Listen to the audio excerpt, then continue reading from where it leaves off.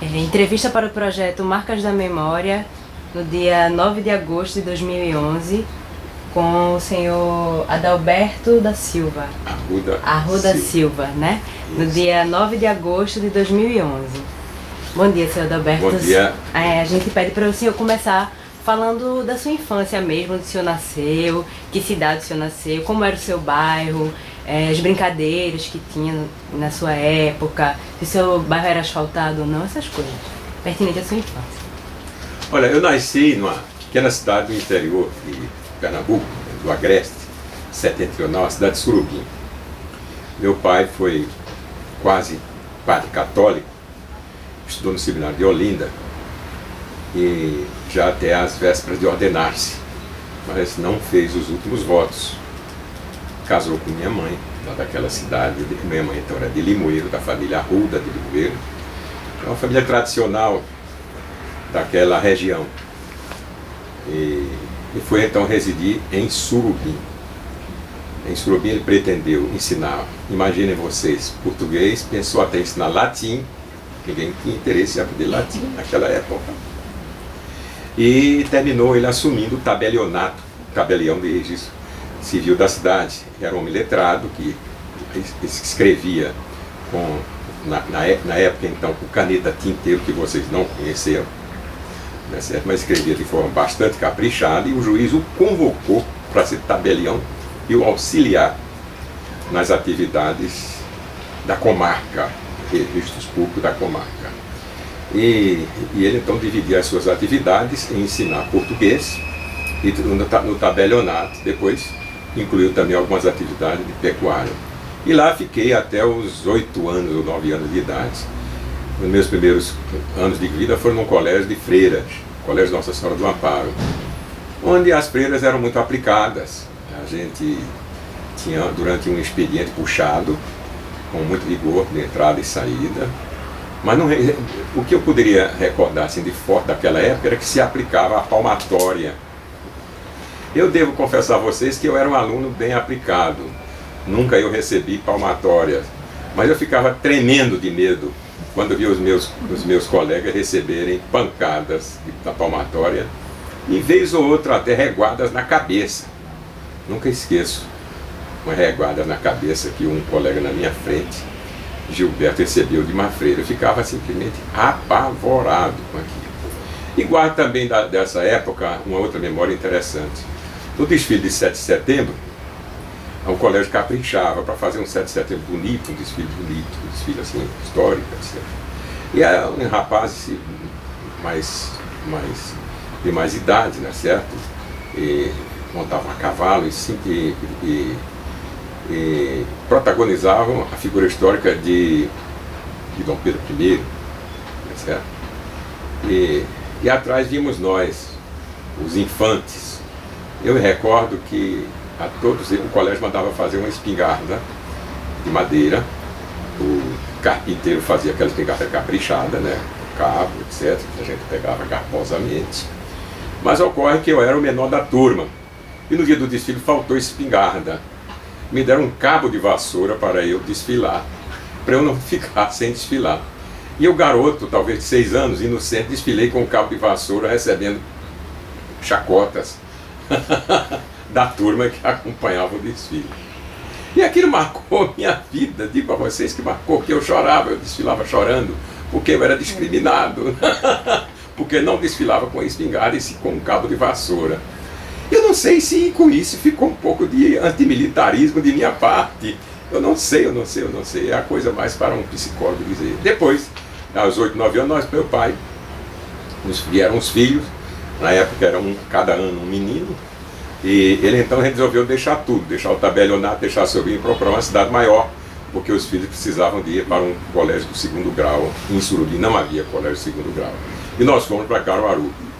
E meu pai, heroicamente, desarruma toda a vida dele e vai para Caruaru, levando os filhos. E fomos. Em Caruaru eu estudei até os 12 anos, no colégio de Caruaru, e em seguida, aos 12 anos, estando no 2º de ginásio, eu concluí o 2º de ginásio, para o Recife, e eu passei a estudar no ginásio pernambucano, onde concluí o ginásio e em seguida...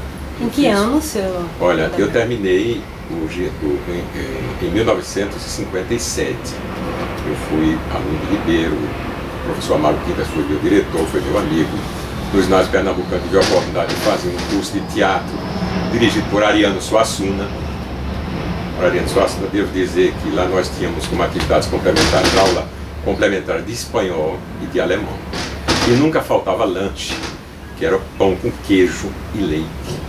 Devo dizer a vocês que às vezes a gente ia pela segunda vez à fila tomar mais um copo de leite, e era copo de vidro, que a gente usava, lavava e devolvia a torneira, devolvia o copo de vidro, para que ele circulasse e o colega tomasse leite do copo de vidro.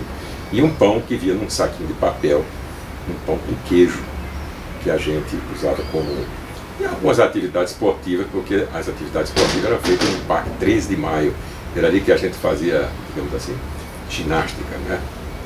Em seguida fiz vestibular, me preparava para fazer engenharia, e devo aqui fazer uma confissão. O professor de matemática era muito rigoroso, o Luiz Ribeiro, e dizia que há muitos anos que não perdi um aluno no vestibular de engenharia sem nenhum cursinho, e de fato era assim. E eu não fiz o terceiro ano científico lá, porque ele soube que eu ia fazer a faculdade de Direito, e me disseram que ele iria me reprovar.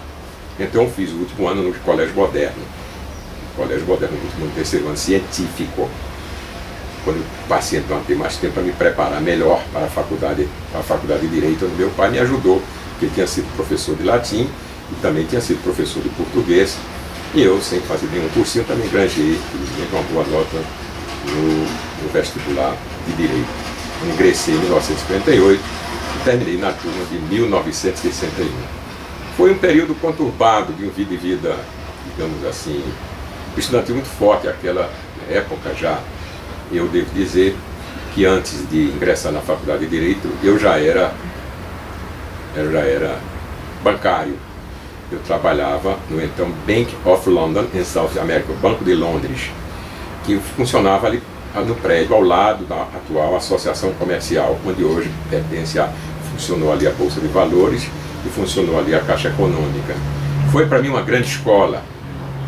O Banco de Londres, eu ingressei por volta de 56, assim, aos 18 anos, foi meu primeiro emprego.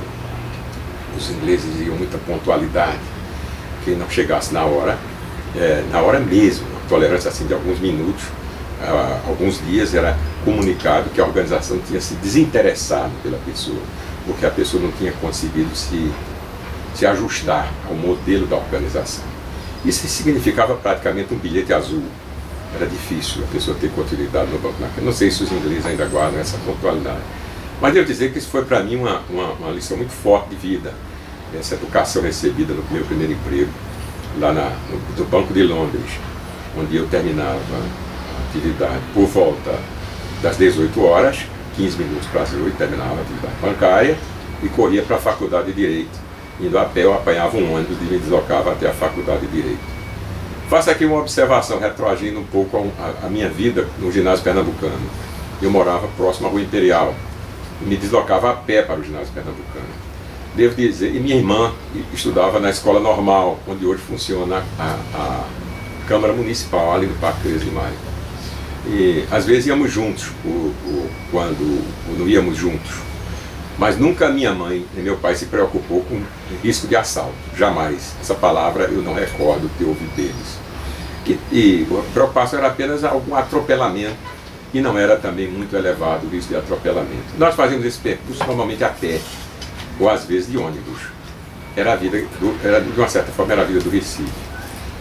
Voltando à minha vida já de universitário, devo dizer que foi uma vida, eu dizia que foi uma vida onde houve uns episódios fortes na vida acadêmica, e um deles foi a famosa greve contra um diretor atrabiliário, um diretor mandonista, e os estudantes resolveram, o professor então Soriano Neto, que era um grande jurista, era um grande mestre do direito, mas era um homem de formação assim autoritária, um fascista, vou dizer de alguns.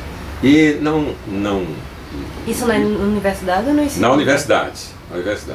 E então os estudantes resolveram fazer greve para que mudasse o diretor.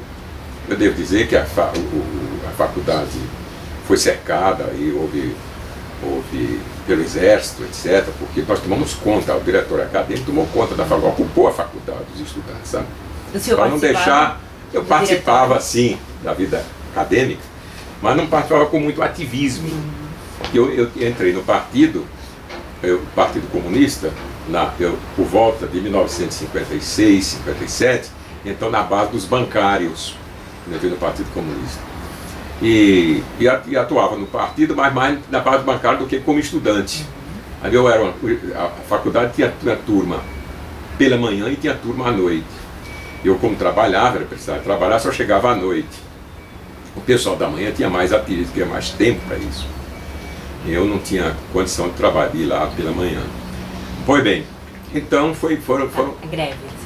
A greve dos estudantes. E tinha um colega que era a faculdade, vocês conhecem, tem um porão e na parte um subterrâneo, nem chega a ser um semi-subterrâneo, com as janelinhas fechadas para o exterior, compõe ali a fachada do prédio, que é um prédio neoclássico, fachada muito bonita, e essas janelinhas, elas são fechadas com um gradil de ferro trabalhado, né, artisticamente trabalhado, e o nosso colega teve a coragem de colocar cabo de vassoura apontando para os soldados. Vocês imaginam o risco, né, certo? A provocação que ele fazia. E os um militar podia atirar, para atirar até, quem sabe, uma granada ali dentro, ia ver. Era uma temeridade. Mas são coisas da vida estudantil que devem, eu não acho que são lições, não. São coisas que não devem ser repetidas. Porque em qualquer fase da vida a gente tem que agir sempre reflexivamente, e racionalmente, e responsavelmente. E o que é isso? Isso é, sobretudo, pensar nas consequências. Responder pelas consequências dos nossos atos. Não é certo? Mas o assunto foi contornado, mas tivemos, por exemplo, uma visita interessante nessa época da greve. O então cientista Josué de Castro visitou a nossa faculdade nessa época e fez um memorável discurso nas escadarias da faculdade, porque não era permitido entrar. E foi um dos discursos belíssimos que marcou a minha vida. Ele era amigo de meu pai, professor Josué de Castro, e recordo quando ele fez um paralelo entre aquilo que ele via naquela faculdade e o que ele via na Universidade de São Marcos, onde ele tinha participado também como professor de atividades acadêmicas e tinha assistido a uma apresentação de um drama clássico organizado pelos estudantes.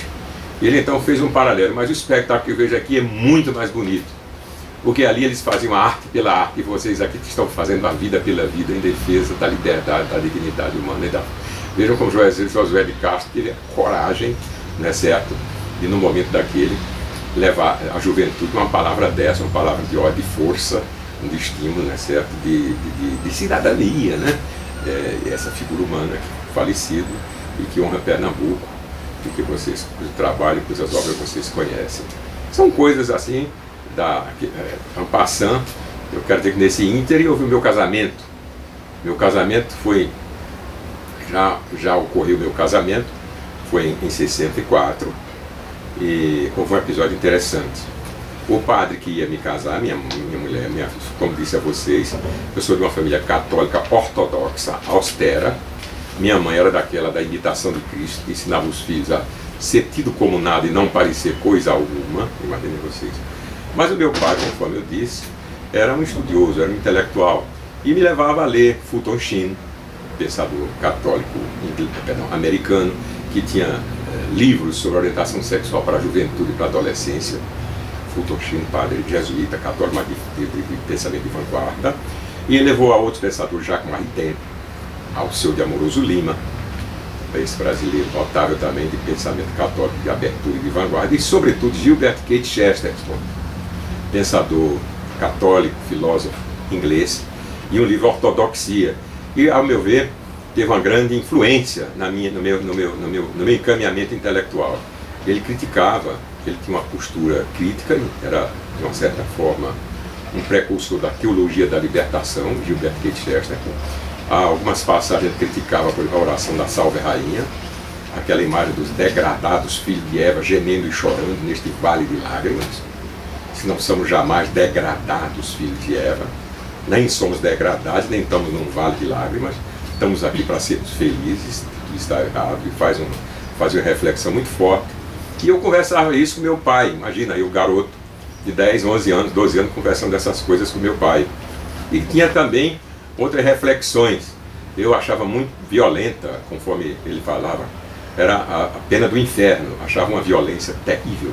Como é que uma pessoa, Deus, que era, digamos assim, o símbolo do amor pleno, condenava os seus filhos ao fogo eterno.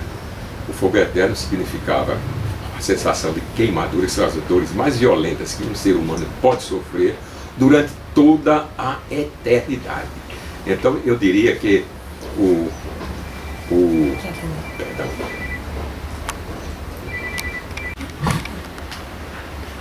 Então, retomando que ficou, digamos assim, de leituras de pensadores católicos revisionistas e de vanguarda, que não eram ortodoxos, que meu pai me levou a ler naquela época, eu já citei alguns, Alceu de Amorós de Lima, citei Foucault, citei Jacques Maritain, francês, e citei sobretudo Gilbert Keith Chesterton no livro Ortodoxia, que eu acho que é um livro ainda de grande atualidade. Então ele questionava também o rigor da punição pelo fogo eterno do inferno, e questionava o inferno. E questionava também no credo a ressurreição dos mortos. Eu não conseguia compreender como é que uma pessoa, os mortos poderiam ressuscitar. Perguntava, alguém que morre em estado fetal, por exemplo, segundo a doutrina da igreja, já estaria imbuído numa alma imortal, como ele apareceria diante dos outros, se ele morreu como um feto. Em que idade? Aos 20 anos, ainda como feto aos 60 anos. Ou quem morre decrépito aos 60 anos, 70 anos, 80, 60 hoje é jovem ainda. Mas quem morre aos 100 anos, ou vítima de doença, digamos assim, degenerativa, não é certo? Com que aparência fica para a eternidade? Levava essas indagações que os jovens têm também. Talvez em mim aquilo tivesse, digamos assim, chegado com uma certa precedência. Daí para frente eu passei a outras leituras, filósofos que me levaram, digamos assim, a divergir, a me tornar uma pessoa ateia, né? Eu diria assim, né? E, senhor Adalberto, para a sua família, o senhor disse que na década de 50 o senhor entrou no PCB, não é isso? Exatamente. Existe algum desconforto, já que era de uma família católica, ortodoxa, assim, a sua entrada? Olha, devo dizer que não. Meu pai tinha um certo questionamento comigo, mas o meu pai era tolerante, porque meu pai tinha um amigo que era Francisco Julião de Arruda Paula, que era meu primo segundo, e era muito amigo dele, muito amigo de Julião. Papai era um revisionista, como vocês já viram, era um homem leitor de Maritain e de Chesterton, era um homem que tinha essa visão aberta, digamos, era muito liberal do ponto de vista. E eu devo dizer a vocês também que eu usei a expressão ateu, mas é uma expressão que se deve tomar no seu termo, na sua forma relativa, né, certo? Talvez não fosse essa a rigor a melhor expressão que eu devesse usar. Talvez eu seja ou fora mais um panteísta, entendeste? Do que mesmo um ateu militante. Eu nunca fui assim um ateu militante, entendeu?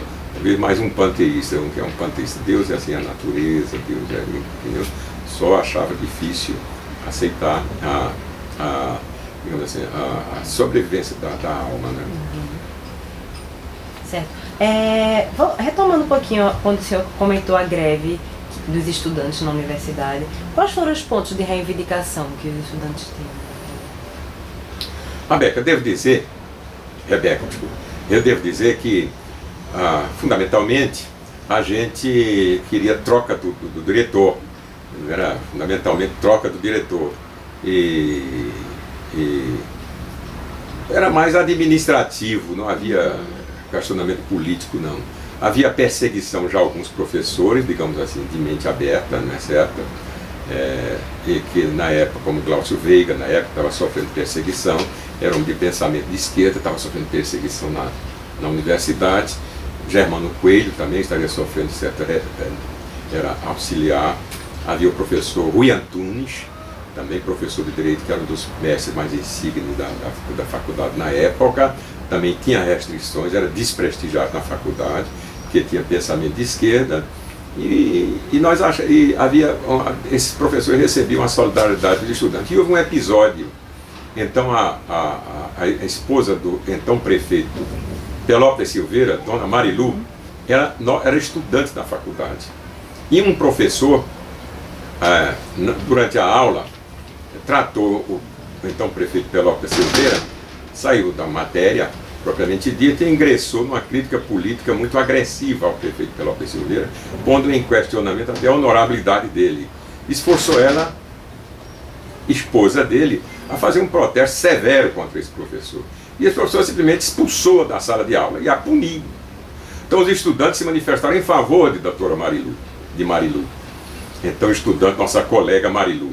E o diretor manteve a punição a Marilu. Isso também foi um elemento forte para a gente se manifestar, para o pessoal se manifestar. Desculpa, esse foi um dos elementos mais fortes que ocorreram para o movimento contra o então professor Soriano Neto, que quis manter a autoridade. O professor era o Guedes Alcoforado, professor de Finanças Públicas, que puniu expulsou a Marilu, não é certo? E isso tornou-se um episódio, digamos assim, da vida universitária, da vida infantil, perdão, da vida universitária, da vida estudantil, me corrigindo, não é certo? Que marcou a época. Agora, a atuação do Partidão, o partido continuava, eu era afiliado ao partido, e nós nos reuníamos, não é certo? Com uma certa abertura, com uma certa tolerância. O partido não tinha legalidade, mas funcionava, era com abertura, com tolerância.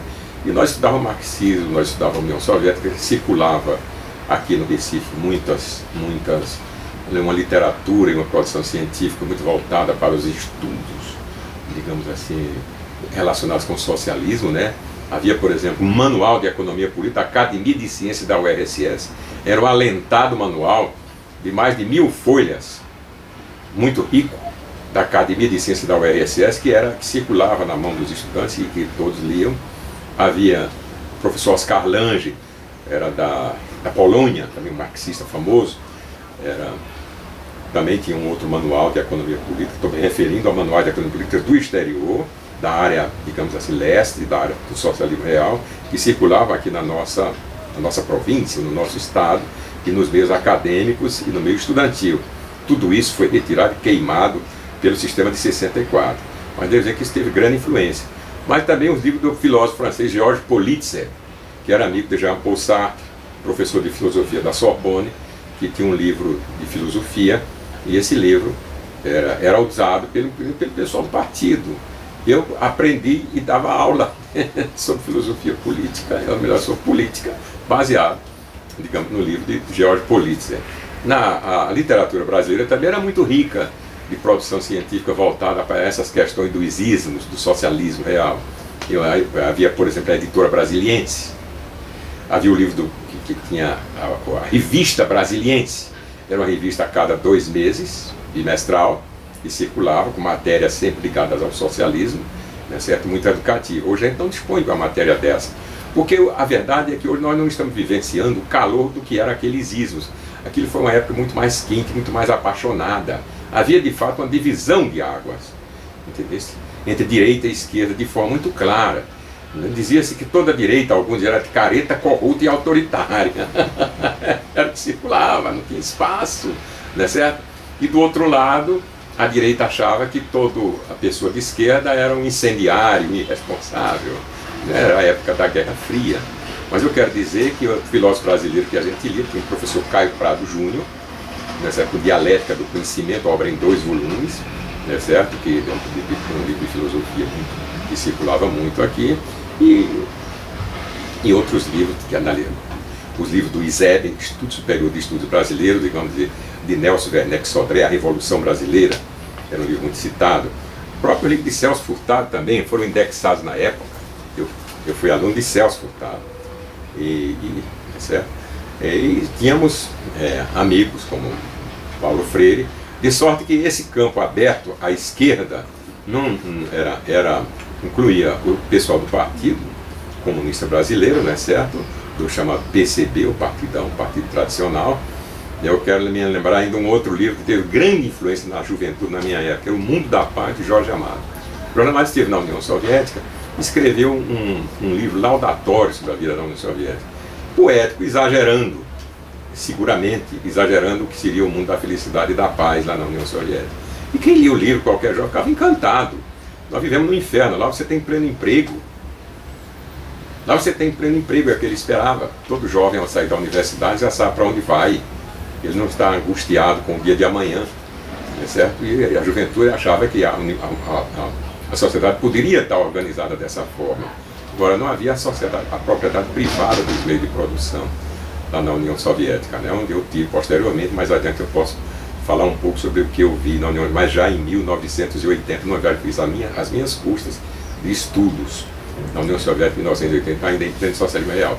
Mas voltando aos anos de 60 e a ebulição intelectual, sobretudo que afetava a juventude da época, e a atuação dos partidos, eu devo dizer que havia uma convivência muito estreita entre os partidos, digamos assim, de esquerda, não é certo? E também os partidos comunistas. Faço aqui um registro para elucidar, melhor, para ilustrar essa convivência. Era uma convivência pacífica, mas com alguns atritos. Eu vou lhes dizer, quando eu casei o padre, eu já disse que o padre não quis me casar, porque disse que eu não era capaz de manter uma família, porque eu não era católico e não queria me confessar. Era o padre da igreja de...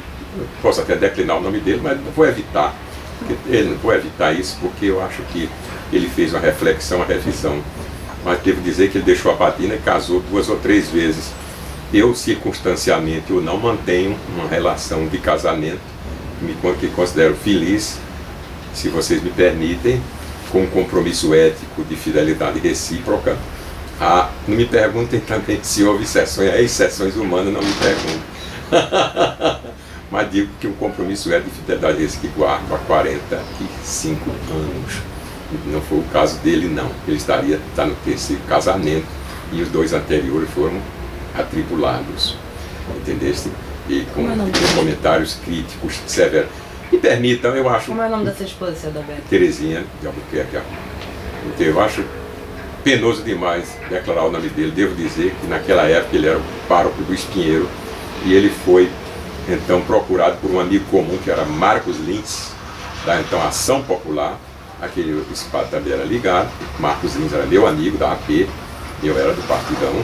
A Ação Popular era um movimento de esquerda. Mas ele fez essa exigência e só me positivou de forma categórica cerca de 15 dias antes da data do casamento. Mas houve o casamento religioso. Meu pai procurou um padre e houve esse casamento religioso. Havia esses episódios que a gente guarda da época. Então, seu Adalberto, o senhor se considerava de esquerda, certo? Era do Partidão, não é isso? Perfeitamente. E como era a convivência com os colegas que não eram de esquerda? Olha, a gente se acreditava ser assim uma elite especial. Nós achávamos que éramos os angelicais que íamos para um mundo de perfeição, como dizia um amigo meu que era do partido, construir o reino de Deus na face da terra. Naturalmente olhávamos as outras pessoas com uma certa restrição, porque tinham aquela vaidade de quem tem a verdade, não é certo? Havia de fato eu não sei se essa presunção, esse equívoco, mas isso significa que isso era o impulso ideológico, sabe? O impulso político. E as ideias políticas avançam também com essas certezas, digamos assim, revolucionárias. A gente se considerava um revolucionário. Nós considerávamos revolucionário, mas achávamos, eu participava da corrente do partido, que a gente buscava os caminhos democráticos para a construção do socialismo. Evitávamos a luta armada, achávamos que não havia condição da luta armada, porque o povo não tinha condição de luta armada. Devo dizer que Gregório Bezerra foi instrutor temporário da base do partido quando eu era bancário. Tinha na época comunista como Gilberto Osório, e outros, não é certo? Gilberto Osório não, Gilberto de Andrade. Pois bem, e ele dizia, Gregório mais adiante, já envolvido na luta armada, já próximo, Gregório mudou de posição, assumiu uma posição de luta armada. Mas Gregório mesmo achava, nós éramos sempre contra o terrorismo, nós lembrávamos o trabalho de Lenin, o trabalho do partido entre as massas, dizia que o terrorismo joga o povo contra os revolucionários. O terrorismo é uma área covarde e uma matança de inocentes. Nunca patrocinamos, nunca aderi a esse processo. Eu imaginava uma mudança para o processo democrático, a luta parlamentar, a luta de ideias, a construção do socialismo pela educação. Dou aqui um breve exemplo. Como a educação pode mudar o homem, muda efetivamente o homem. E é preciso acreditar nisso e marchar nisso. Não é fácil esse caminho, mas é preciso trabalhar, talvez seja isso.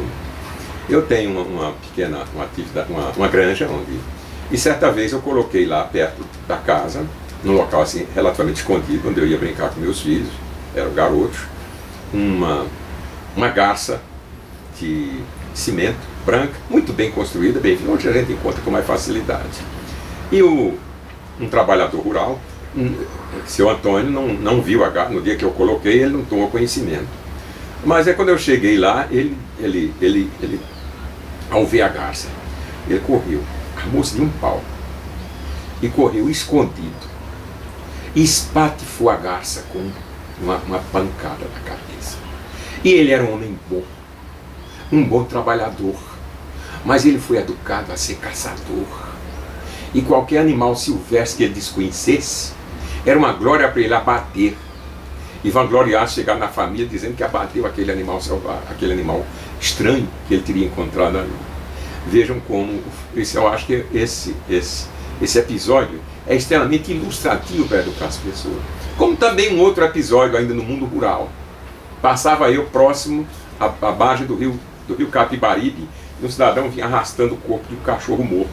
Amarrou um cordão no rabo do cachorro morto e vinha arrastando. Eu percebi que ele ia levar esse cachorro não sei para onde. Aí eu parei o carro e disse: pronto, você vai levar? Se for jogar no rio que ele está morto. Você vai jogar no rio? Você vai poluir o rio, meu caro. Vamos fazer o seguinte, vamos enterrar. Parei o meu carro e tinha uma enxada próxima.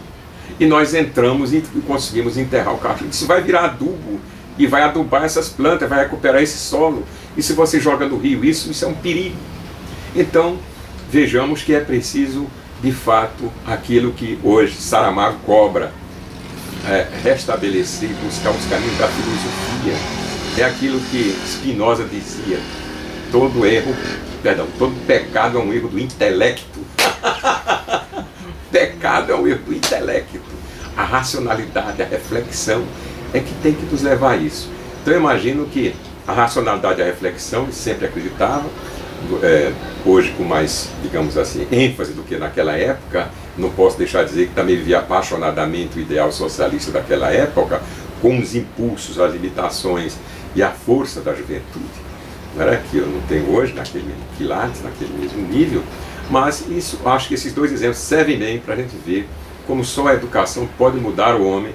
Eu acho que é pela educação realmente que a gente seguramente terá um melhor modelo, digamos assim, de convivência social, de paz para toda a humanidade.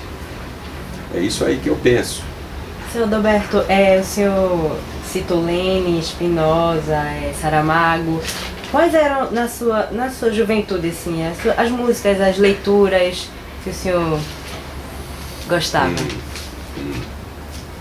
Olha, do ponto de vista de ficção, alguns romances marcaram a minha vida. Por exemplo, de Thomas Hobbes, o Judas Obscuro, eu acho um romance que marcou minha história romântica muito bonita. Li também os grandes clássicos portugueses, desde Alexandre Herculano, meu pai me levava a ler, Eurico Presbítero, por exemplo, o mais bonito, li Camilo Castelo Branco, Amor de Perdição, Amor de Salvação, li Jorge Amado, eu já te falei, Os Subterrâneos da Liberdade, 2 volumes fantásticos, isso aí de informação política, O Mundo da Paz, de Jorge Amado, não é certo? Não é certo? Deixe-me falar também, agora com relação às músicas, os grandes, a música na época, nós vivíamos naquela época uma música muito romântica, não é certo? Era boleros. Eu dou aqui um exemplo. Vocês conhecem Bésame Mucho. Bésame Mucho tem uma versão em português que Francisco Alves cantava. Bésame lá, não sei se de 1934, 45. Cantava-se naquela época. Mas foi a época também que chegou Elvis Presley. com rock and roll. E eu me encantava também com rock and roll. E os meus amigos dançavam rock and roll e eu via com uma certa restrição por causa do anti-americanismo, de que eu era investido pela minha formação política. Mas com uma pontinha de inveja vendo as moças dançando rock and roll com os meus amigos, eu fora daquela festa. Eu fora daquela festa. E achava o Elvis Presley realmente um inovador, tinha por ele uma admiração forte, entendeu? Mas era Orlando Silva, os grandes cantores da época, Vicente Celestino. E o garoto cantava música de Vicente Celestino. Tu pode se imaginar um garoto cantando música de Vicente Celestino? Agora, devo dizer a vocês que a gente tinha, a música era bem mais suave e mais pacífica. Enquanto a gente eu fui com as minhas filhas a um espetáculo de São João e entrou no palco, lá para meia-noite, perto de 1 hora, um grupo de forrozeiros, eu não me lembro bem qual era o nome dele, não sei o que do forró. Sabe qual foi a primeira música que eles cantaram? Essa era uma batida até bonita. Diz que me ama, porra! Eu disse para minhas filhas, eu vou embora, eu sou da Belle Époque, eu sou do Bon Vieux Temp. As músicas da minha época eram diferentes. Aí até brinquei com ela. E quais eram? O papai disse: se um dia não mais me quiseres, nunca me digas, só quero ouvir de teus lábios palavras amigas. Eu cantava isso com os 18 anos. Aos 18 anos, 20 anos, eu gostava muito de carnaval. Eu brincava carnaval cantando as músicas de Capiba. E mais, vou conversar com vocês, tomando porre de lança-perfume, que nem muito. Certa vez eu tomei um porre de lança-perfume tão forte, na frente do policial. A escada, eu perdi o controle, botei os braços dentro da escada, fiquei pendurado na escada e a lança no chão. O guarda veio, me arrumou, me abriu e me entregou a lança. E eu prossegui na luta, entendeste? Hoje fico álcool resquício? Não, eu tenho 74 anos, eu não tenho saúde plena, não tomo nenhum remédio, as minhas taxas estão normais, mas houve um risco. Eu senti aquele dia, eu perdi o sentido mais uma vez, aí eu tive receio, eu tive um autocontrole. Talvez a educação de meu pai, ele tomou conhecimento e ele não era homem de violência assim contra mim. Minha mãe não, minha mãe batia na gente. E eu nunca gostei de ter apanhado. E nunca bati num filho meu, nunca bati no filho. Mas voltando às músicas da época. Então o que me fazia pular no carnaval, eu vou aqui cantar uma que eu acho que é muito ilustrativa. Vocês verem como é que um jovem de 18, 20 anos, os melhores dias de minha vida eu passei contigo, querida, mas o tempo que tudo destrói, imagina isso. Um jovem de 18 anos se encantar com essas coisas. Ou então cantar Rosa Amarela, entendesse? O mais, ou então, vamos para casa de Nó, que era a coisa mais forte que tinha, que lá é bom e tem tudo que se quer. Imagina que as músicas não passavam violência, não tinham o apelo midiático de disputa por público, entendeste? Que a música moderna e que a arte televisiva, a arte midiática moderna tem, e que recorre à violência, apela para a violência, e dizendo que a juventude, que o povo quer, não. Há um economista que disse, não sei se foi Davi Ricardo, toda oferta cria sua própria demanda. Se tu passas uma música que estimula a violência, tu crias uma demanda para aquela música de violência. E aquilo entra num ciclo vicioso, digamos assim, da miséria. Em vez de ser um ciclo virtuoso, digamos assim, de crescimento, de alegria, de crescimento, miséria, há outras formas de alegria. Eu sei que a juventude, eu gostava muito de esporte, o esporte é uma coisa fantástica. Eu fui seleção pernambucana de futebol de salão, mas não tinha a estrutura de hoje. Não tinha a estrutura de hoje, obviamente. Eu fui convocado, não saí daqui, treinei, etc, etc. Sempre gostei de esporte. Era uma forma e gostava extremamente de dançar. Devo dizer a vocês que aos 21 anos ganhei um concurso de tango. Com uma moça muito bonita, não sei onde ela anda. Entendeste? Ganhei um concurso. É evidente que um concurso de tango feito num baile de arrabal do sul, porque nós fazíamos as festas, normalmente, festas de aniversário na casa de fulano, ciclano, inventaram lá um concurso de tango, e eu gostava de dançar, e ela também. Aí não foi a minha mulher não, é outra. Eu e ela dançamos, e dançamos muito, costumo dançar com ela. Mas não danço o forrozinho aquele de Caruaru, do Renileixo. Aquilo não tem coreografia, aquilo não tem graça. A música de Luiz Gonzaga, a música de São João, que dançávamos na época, tinha muito mais criatividade, mais espaço, muito mais movimento, entendesse? E tinha também muito mais charme, apio, entendesse? E até, alguém dizia, pitada sexy entre jovens, dosadas, certo? Digamos, cavalheiresca, que não tem hoje. Tinha seu encanto especial. Vocês estão vendo que eu estou louvando muito o... Em latim se diz laudate tempora acti, louvação dos tempos passados, né? É uma tendência que as pessoas têm, talvez eu esteja exagerando, porque o mundo moderno é maravilhoso também. Está isso aqui, olha. Que não havia na época, né? Isso é um milagre fantástico, o chamado aparelho celular, né? Eu posso estar lá, digamos assim, num barco lá em alto mar, ou próximo do mar, ou estar dentro de uma floresta e me comunicar com a pessoa na Europa, na China, não é certo? E entrar na internet por aqui, em qualquer lugar. Isso é simplesmente um milagre da capacidade humana e da criatividade humana, sem dúvida. Nosso mundo era um mundo limitado, entendeu? Mas tinha esse psicologismo e essa poesia, esse romance. Talvez compensasse essas coisas. Pode ser, pode ser. O senhor se casou com quantos anos, seu Adalberto? Eu me casei com 26 anos. E como foi essa fase? Olha, foi uma fase... Eu me casei num dia muito difícil. Vou lhe dizer. Primeiro, lhe disse que tivemos de remarcar o casamento religioso. Minha mulher queria casar religioso. E eu não tinha por que não. Eu já disse a vocês que, como vou usar a expressão agnóstica, nunca fui militante contra religiões, entendeu? E eu casei no dia 5 de abril. Me casei com risco de ser preso. Mas estava tudo marcado. A cerimônia foi reduzida, poucos amigos foram ao meu casamento. Fui passar minha lua de mel em Ponta de Pedras, escondido. Devo dizer que Em 64. Em 64.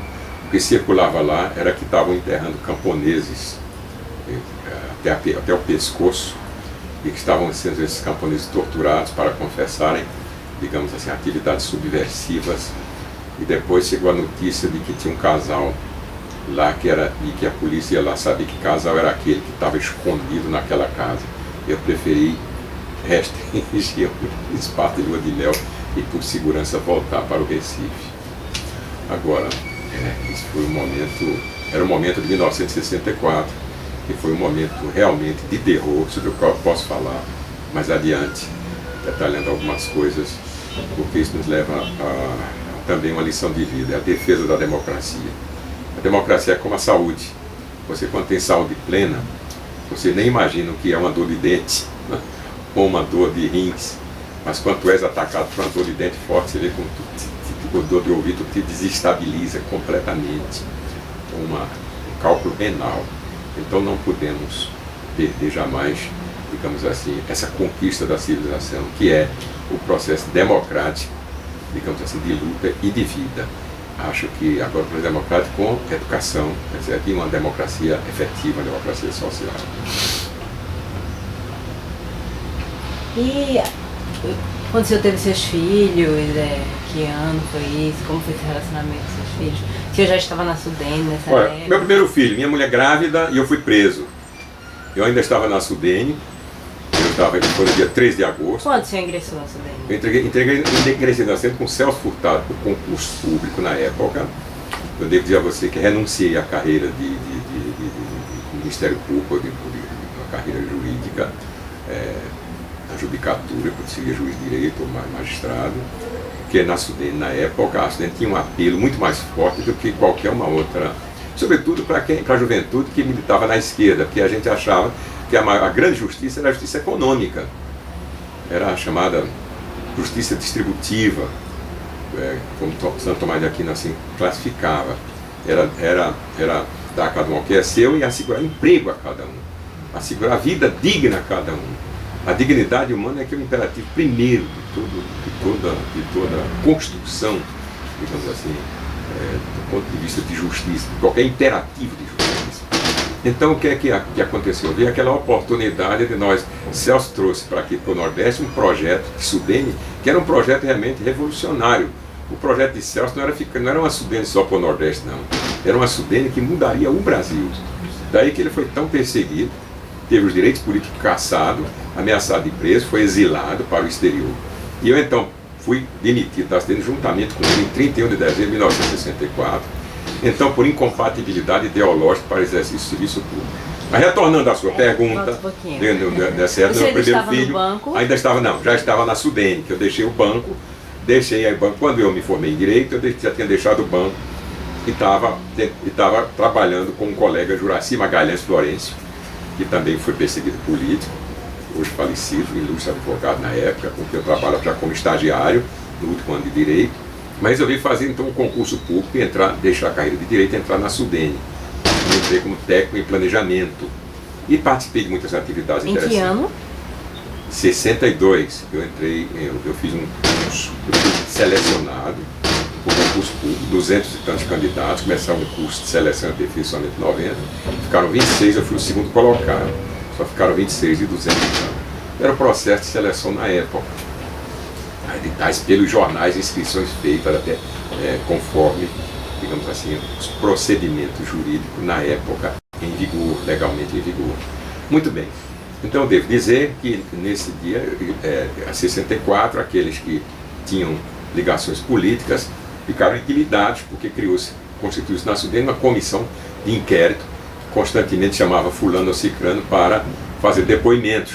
Frequentemente aqueles que iam depor saíam presos já digamos assim, do interrogatório, da sala do interrogatório, que era conduzido por militares. O general, então, Salvador Batista do Rego, foi digamos assim, o juiz inquisidor, o superintendente inquisidor para fazer esse trabalho de perseguição política na Sudene. Então, retomo, eu fui preso dentro da repartição por alcahuetes da Delegacia de Ordem Política e Social, às 9 horas da manhã, que entraram abruptamente dentro da repartição. Quem é o senhor Adalberto Arruda? Sou eu, disse. Eles disseram, o general manda contar, o senhor está preso. Todo mundo espanta-se. A mesa desarrumada. Tive de me levantar e olhei para eles e disse que era apenas comunicar a diretora. E comuniquei a diretora e fui recolhido à Delegacia de Ordem Política e Social. Devo dizer a vocês que ser preso é uma violência muito forte. Mesmo no Estado de Direito, que o homem perde a liberdade, e ao perder a liberdade é uma violência forte, daí já é uma punição forte, é mera prisão.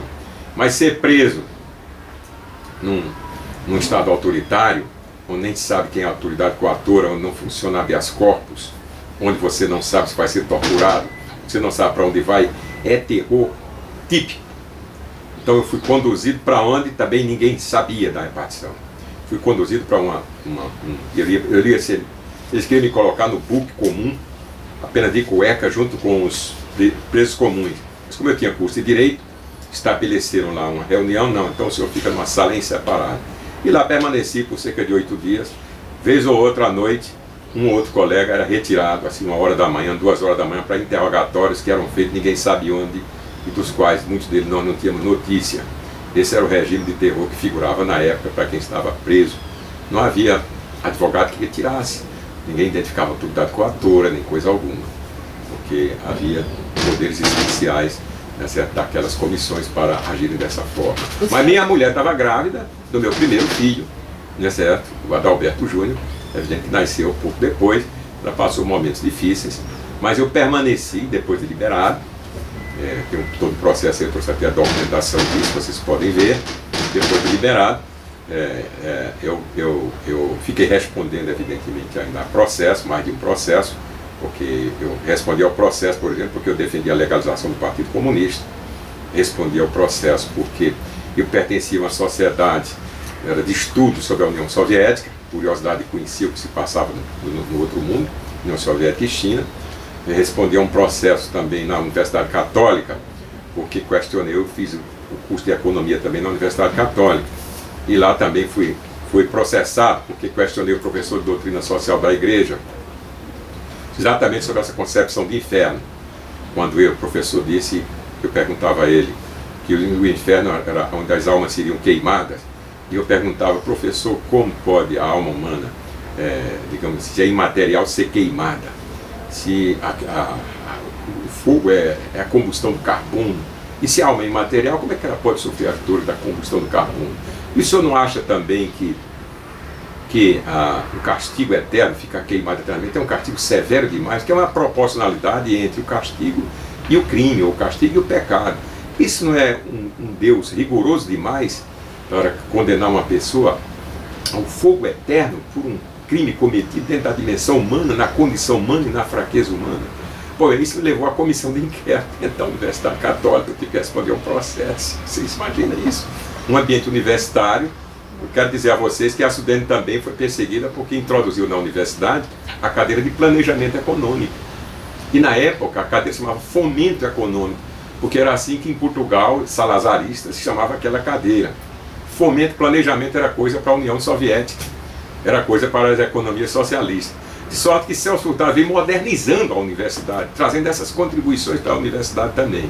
Devo dizer que ele, Celso, ele admitia que técnicos da Sudene exercessem função de nível superior, porém com autorização dele, para poder haver um controle, porque ele queria pessoal lá tempo integral com dedicação exclusiva. Era também um compromisso para quem entrava na Sudene naquela época. Mas digo a vocês que tive 4 filhos, o primeiro nasceu nessa conjuntura, deixei a Sudene, conforme disse, em 31 de dezembro de 64, não é certo? Por essa circunstância, o processo... Sobre que acusação de incompatibilidade ideológica para exercício de serviço público, rescindido o contrato sem nenhuma indenização. 6 meses depois eles nos pagaram a indenização, que era o que? O 13º que tinham pago, e as férias vencidas que não tinha que receber, obviamente. Já havia a consolidação da crise do trabalho. Mas quando o senhor foi detido, qual foi a acusação? A acusação só tomei conhecimento lá, só no 3º, ou 4º ou 5º dia, quando eu fui ouvido. A acusação era, vejamos bem, entre outras, na Sudene, que foi especificamente na Sudene, era de ter participado de atividades comunizantes dentro da Sudene.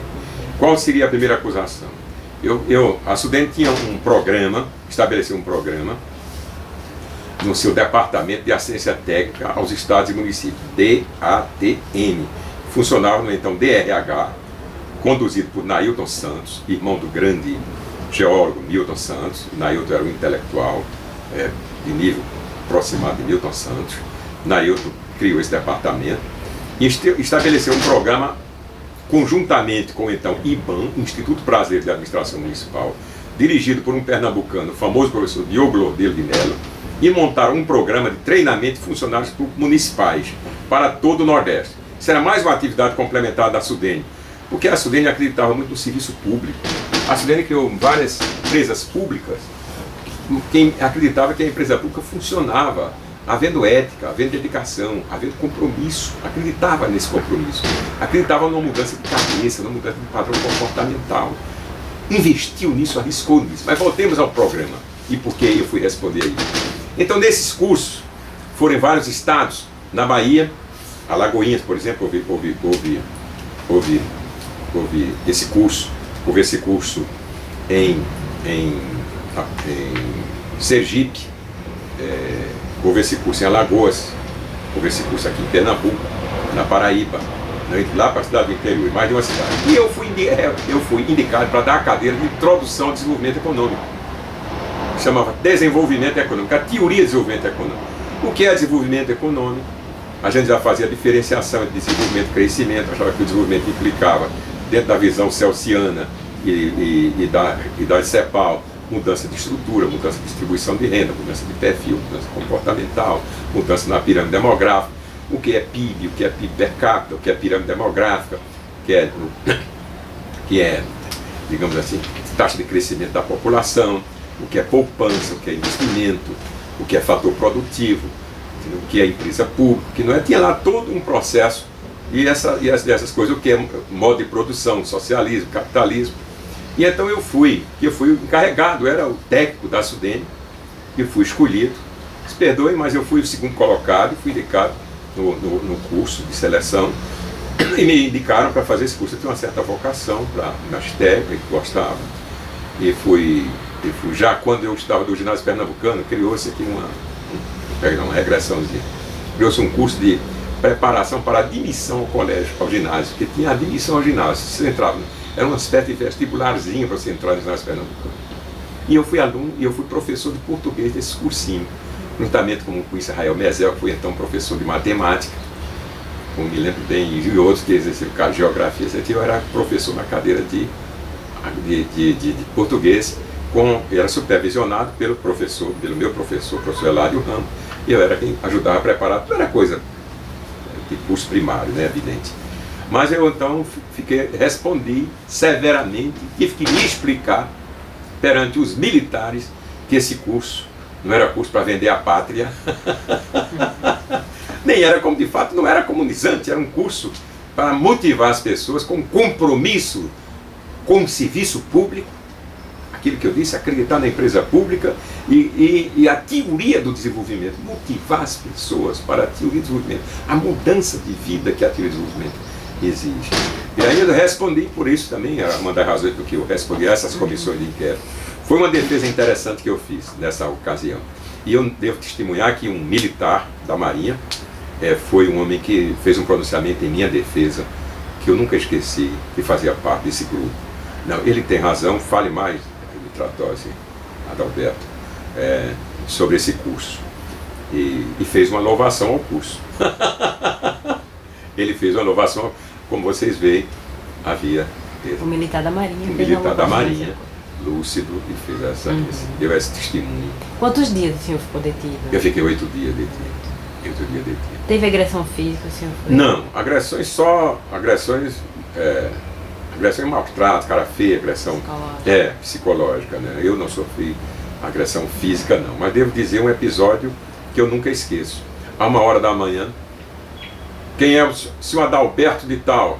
Todos nós tínhamos medo de sair de lá meia-noite, 1h da manhã, porque sabia-se que era para tortura, a cadeira do dragão, queimaduras, etc. A pessoa sabia onde, o boicote levava, eles achavam que você estava sabendo, não sei bem o que se imaginava. Mas tinha um outro Adalberto lá que era um ferroviário, tive muita pena dele, não sei esse rapaz para onde foi. Era o outro Adalberto e levaram o outro Adalberto, entendeste? Era como eu disse a você, não voltou, ele não voltou. Sei, procurei saber, mas não tive mais notícia dele, mas nunca esqueci esse momento, né? Era uma convivência que nós vimos ali dentro, também interessante, esses 8 dias, dentro de 2 salas, aproximadamente umas 20 pessoas, pessoas estranhas de outros estados, e a gente não sabia se eram agentes infiltrados, né, ali dentro, algum ou outro. Contei algum caso lá, assim, existia um certo desconforto. Vou te contar um caso interessante. A certa hora chega um cidadão, um homem de idade, era o mais, digamos assim, era o decano, digamos assim, dos presos naquela sala. Era um senhor muito simpático, careca, bastante alto, levemente obeso, chegou com uma face muito tranquila. E quem o trazia era uma figura, eu já disse a vocês, comecei minha vida no Bank of London. Devo dizer que a vida no Bank of London, naquela época, aquela região do Recife era uma região que tinha prostituição. Eu nunca fui de prostituição, mesmo quando jovem. Mas às vezes eu saía do banco e tomava uma cerveja com um colega que gostava de prostituição. E me lembro que tinha uma figura notável no bairro do Recife, que batia os prostíbulos, ali era uma espécie de proxeneta daquelas mulheres ali. Já era notável. Pois bem, esse elemento, essa figura desprezível que eu assim, o via lá no bairro do Recife, e eu evitava, entendeu? Era essa pessoa que trazia esse cidadão como preso. Esse era o agente da Revolução. Era assim que essas coisas foram feitas. Muitos foi um susto, ele me viu, me encarou, eu encarei, não o cumprimentei, ele me cumprimentou, porque também nunca tive muita aproximação com ele, entendeste? Mas essa figura desprezível, agente de prostituição lá do bairro do Recife Antigo, era um elemento do sistema, entendeu? Que estava aprendendo com a gente. E esse cidadão era um portuário, tinha vindo do Sul, era do partido, e eu estava preso com um companheiro que foi do partido, que tinha rompido com o partido, para entrar numa atividade, digamos, ultra-revolucionária, de cuspir-bala, de luta armada. E esse companheiro que estava comigo estava desestabilizado emocionalmente. E chegou para mim e disse: "Está vendo, Adalberto, eu aqui, porque logo eu que rompi?" Rompeu com o partido. rompeu para ir para onde? Para uma outra facção de luta armada, que não era a proposta daquela corrente do partido a que eu me filiava. Esse cidadão compreendeu tudo, porque percebeu. Chegou perto de mim, bateu. Estou muito cuidado com esse seu companheiro. Estou achando que ele está desestabilizado emocionalmente. Eu vi o seu diálogo com ele. Eu acho que eu já entendi um bocado de coisas. Interessante. Esse cidadão, não recordo mais o nome dele. Depois ele também foi levado à noite para um outro depoimento, não sei também o futuro. Mas são, digamos, episódios da nossa convivência dentro do partido. Também as cartas que eu conseguia passar para minha mulher. Conseguia escrever as cartas e às vezes alguém levava comida e eu conseguia passar umas cartas para ela. Eram coisas fortes emocionalmente, né? Não há dúvida. E eram momentos difíceis. Devo dizer que eu morava na Piedade. Meu cunhado, irmão dela, também foi preso. Não, ele não foi preso. Ele morava no edifício Holiday. Tem aqueles kitnets, né? Com um rapaz que trabalhou comigo, já era profissional, estava no meu escritório. Eu já quero dizer isso, que isso houve já em 68, por aí. Foi bem, em 68. O Médici, do governo de Médici. E Paulo foi preso. Paulo era funcionário meu. E Carlos, que era irmão dela, apanhou, levou dentro do andar. Mas não foi preso. Não foi preso. Mas aí, colegas da época disseram para mim que Paulo era meu funcionário. E o Carlos, cunhado e minha mulher, eles encontraram dentro do apartamento que folheto, estudante distribuía, negócio de propaganda política, reunião tal data. Esse era o material subversivo que eles encontraram. Fizeram um escarcéu disso, não sei se encontraram alguma publicação teórica, talvez o livro de Marx, de Lenin, alguma coisa devem ter encontrado. Porque o Paulo Lenin tinha essa literatura também, e o Carlinhos. Mas o Carlinhos não foi preso. O Carlinhos era funcionário de uma firma, não foi preso. Mas aí à noite eu dormia na minha casa, na Piedade, que um colega meu disse: rapaz, deixa o Recife, você não está bem. É melhor para sua segurança pessoal. Mas eu já tinha mulher e que eu vivi 2 anos em São Paulo. Isso foi depois que isso foi antes de ir para São Paulo. Eu tinha 2 filhos. E minha casa tem primeiro andar. Eu devo dizer a vocês que eu dormia armado. Porque o meu pavor era à noite um táxi bater no meu portão. Sabia que eu não era táxi, eram policiais disfarçados. Gente do sistema disfarçado, do DOI-CODE. Me convidar, eu ia até o portão. E no portão, simplesmente a arma não retornava mais a casa. No dia seguinte, os jornais diziam que foi raptado pelos seus companheiros porque estava entregando uma versão qualquer dessa, uma versão macabra, traiçoeira, sinistra, entendesse? Acabrunhante, miserabilizante, entendeu? Típica das ditaduras. E esse é o nosso favor, nós somos torturados. E eu ficava lá indeciso o que é que eu faria. Ia para ser torturado ou morria brigando. Era uma vida de insegurança, entendesse? Que a gente viveu naquele momento e que não podemos repetir e não podemos desejar que ninguém viva dessa forma. Temos que encontrar uma forma de convivência democrática, porque se criam monstruosidades e oportunismo de tudo. Né?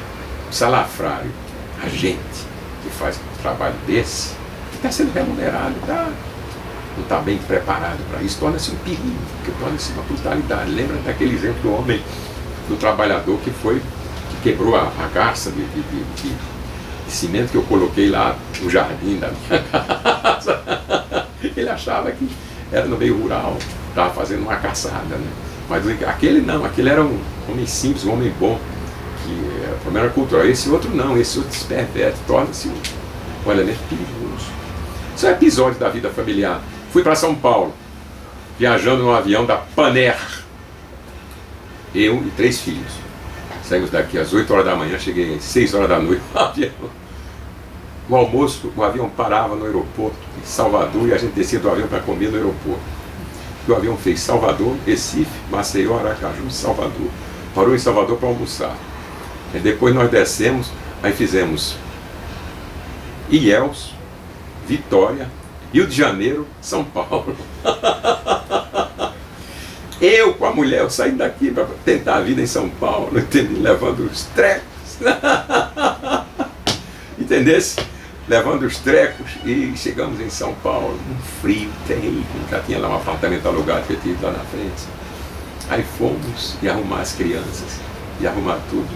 Mas é por aí. Isso o senhor já tinha sido preso? Já tinha sido preso, tinha sido, já.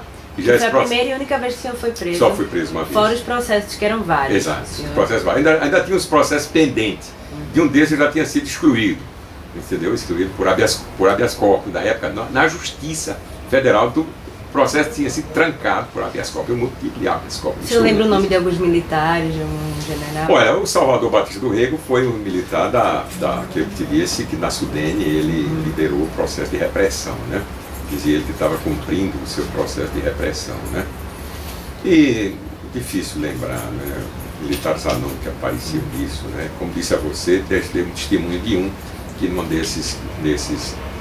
dessas comissões de inquérito, de investigação, deu um testemunho de grandeza, de reconhecimento, de um trabalho que ele percebeu que era um trabalho sério que ele estava desenvolvendo e que estava, como diria o poeta, a dor de ver mudadas em armadilhas as verdades que disseste.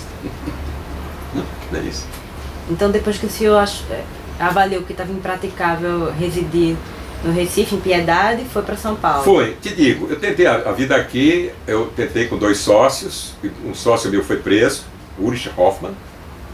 Esse rapaz era um judeu alto, cabelo, ele tinha uma particularidade, ele tinha um cabelo bem vermelho, e era alto, e bem alvo, sardento. A mulher dele era até mineira, ele era engenheiro, tinha sido engenheiro do ITA, era meu sócio.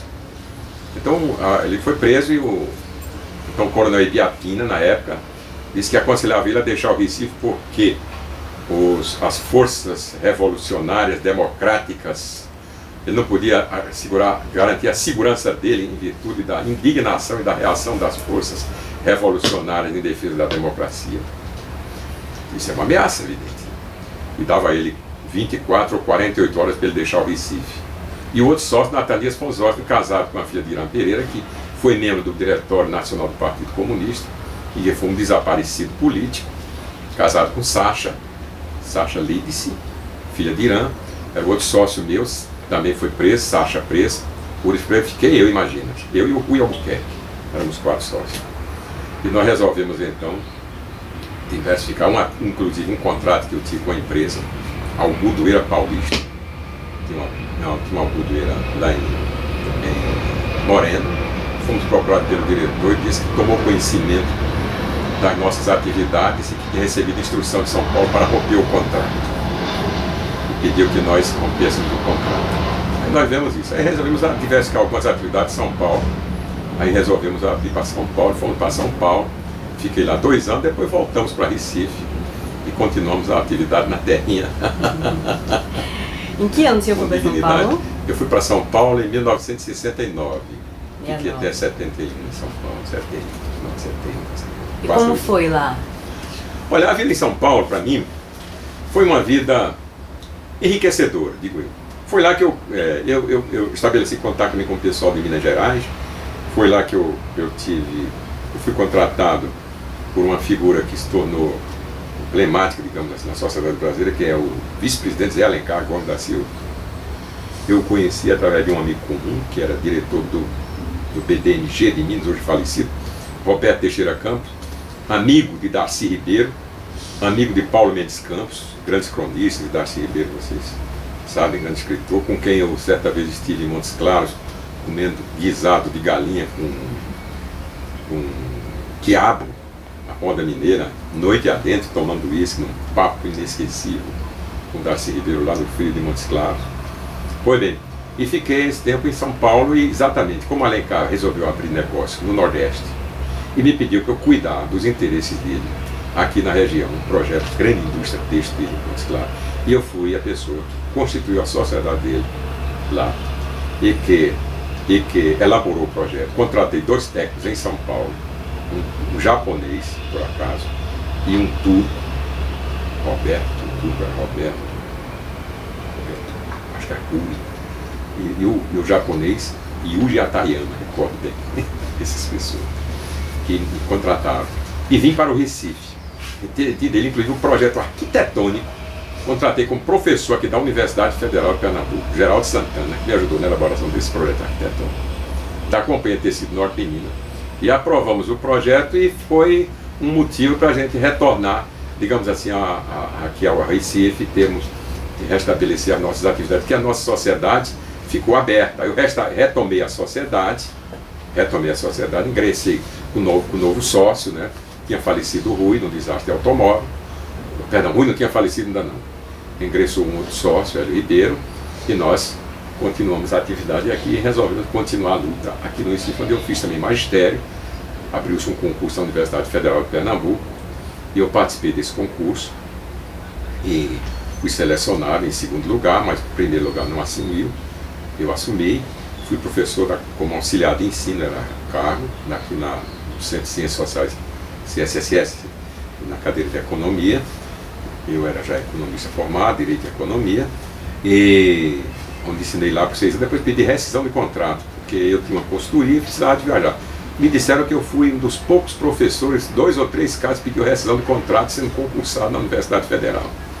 Entendeu? Perdi essa oportunidade de avançar intelectualmente como professor, que é um espaço muito rico para a gente se desenvolver pessoalmente e existencialmente.